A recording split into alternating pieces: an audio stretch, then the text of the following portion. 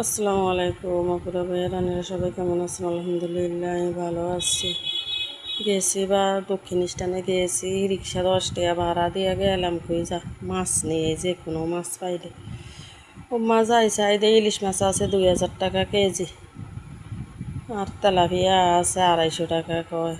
তো আমি বাজারের দিকে গেছি, বাজারে যাই, বাজারের মাছ দেখে অবস্থা খারাপ। বাজারের মাছের গন্ধে মাছ বাজার ঢুকতাম পারি না। এরপরে যে এই গরম বোরগা গাদ দেওয়ান জানা কিচ্ছু না। তো মুরগি অবগা লই আই চলে আইসি, আই কাড়ি কুড়ি এই একদিন কুচাই লইছি আধা গিন রে, কুচাই টুচাই লই। তারপরে আবার বাজি হেলাইছি, অনকা আবার এই মশলা টশলা বাটছি, আদা রসুন বাটছি, পেঁয়াজ কাটছি, অনকা এই তরকারি বসাই দিছি।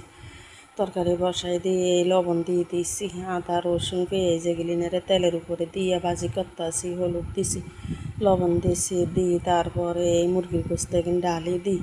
ওই তেলের উপরে ভাজা ভাজা হোক, তেলের উপরে অনেকক্ষণ পর্যন্ত এই ভাজা ভাজা করছি। পরে দিয়ে আবার মরিচের গুঁড়া দিয়েছি, দিয়া লাড়ি সারি তুই আবারই তো আলু দুগা আনছি। গা মুছতে মুছতে এই ফাঁকে দিয়ে, আল্লাহ তোমার যদি রহমত তুমি না নাজিল করো, মানুষ বাঁচতে পারবো না। তো এই আলু এগিন কাটি কুটি দিয়ে দিছি, দিই তো এই কষানিত বয়ে দিছি, কই ভালো করে কষিল। তো কষছে, কষানোর পরে আমি ঝোলমোল দিই থুই, আর ভিডিও টিডিও লই না। তো অনকাই এই গেছি যাই তরকারির কাছে, এই পাঁচমিশালি মশলা, জিরার পাউডার এই সব কিন দিয়ে দিছি। দিয়ে লাড়ি সারি অনকে চুলার উপরে কেন তো বয়ে থুইছি, কই একটু জোল ঘন চুলাও আর একটু বাড়াইয়া দিয়েছি।